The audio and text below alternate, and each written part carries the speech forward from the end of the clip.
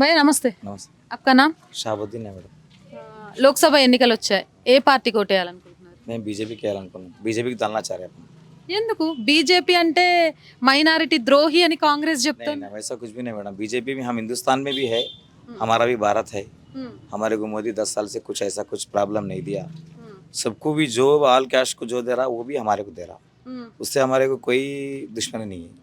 हमारे को भी 10 साल से कोई गड़बड़ नहीं है, कोई लड़ाई वगड़ा नहीं है। अच्छा है, कांग्रेस से तो भी ठीक है, लाइफ लॉन्ग बीजेपी रहता बोल के मेरा एक उम्मीद है। ఓకే, మీరు నమ్ముతున్నారా మోదీ వస్తే రాజ్యాంగం ఇచ్చిన మైనారిటీ రిజర్వేషన్ తీసేస్తారు అనేది కాంగ్రెస్ రిలీజ్ చేసిన fake video? Congress fake news madam, ఆయన ఏమీ అట్లా చెప్పలేడు, అట్లా చేయడు కూడా ఆయన, అట్లా ఏం చేయడు. మొన్ననే మాకు మరి అది మా 3 తలాక్ గురించి చాలా మంచి బెనిఫిట్ అది. అవును, త్రిబుల్ తలాక్ తీసేసి మీ మత విశ్వాసాల మీద మోదీ దెబ్బ కొట్టిండు అంటున్నారు. లేదు అట్లా ఏం లేదు మేడం, అది ట్రిపుల్ తలాక్ నుంచి మాకు ఫైదా ఉంది.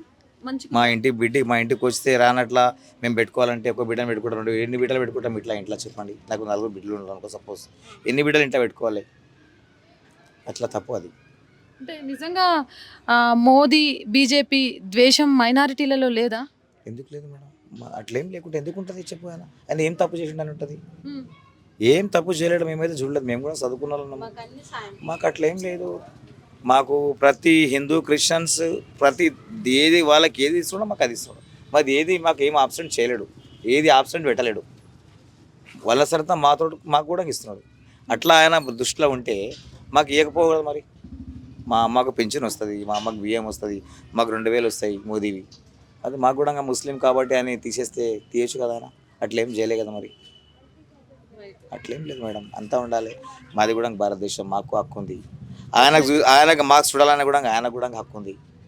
అట్లా ఏం లేదు మేడం, నాకైతే లైక్ మంచి పార్టీ, నేను అదే పార్టీలా ఓటేసిన. మీరేనా మీ ఫ్యామిలీ మొత్తం కూడా బీజేపీ? మా ఫ్యామిలీ కాదు, మా ఫ్రెండ్స్, నేను బషీరాబాద్ మండలంలో ముస్లింలు కూడా కొంతమందికి చెప్పిన ఈసారి మోదీకి ఏదో మంచిగా ఉంటుందని. ఓకే అన్నారా? ఓకే చెప్పిండ్రు కొంతమంది, మన లాంగ్వేజ్లో సంజాయించిన. ఇది దీంట్లో గొడవలు లేవు, మనకు సేఫ్టీ ఉంది అని నా ప్రయత్నం నేను చేసిన. భగవంతుడిగా గ్రేట్. నిజంగా అంటే వింటుంటే చాలా ఆనందంగా ఉంది. మనం చాలా వరకు చూస్తున్నాం కాంగ్రెస్ ప్రతి మీట్లో పెట్టి కూడా మైనారిటీ ద్రోహి, ముస్లింలంతా మోదీని బీజేపీ ప్రభుత్వం అంటే ఇష్టపడట్లేదు అనేది.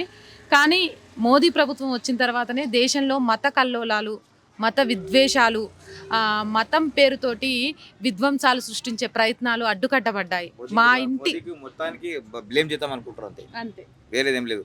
మోదీకి అడ్డంకులు వేస్తే ఇట్లా బదలాం చేస్తే మైనారిటీస్ ఏరే ఓట్లు అన్నట్లా ఇలా ఉద్దేశం, అంతేగాని మోదీకి ఈసారి 35 నుంచి 40% ఓటేస్తారు. మైనారిటీలలో 35 నుంచి 40% ఓట్లు మోదీకి పడబోతున్నాయట. ఎవరికైనా ఆడపిల్లని పెళ్లి చేసి పంపించినామంటే భర్త పిల్లలతో సంతోషంగా ఉండాలని కోరుకుంటాం. 3 ముక్కలు చెప్పి ఇంటికి తీసుకొచ్చి పెట్టేస్తే మేము మాత్రం ఎలా తట్టుకుంటాం?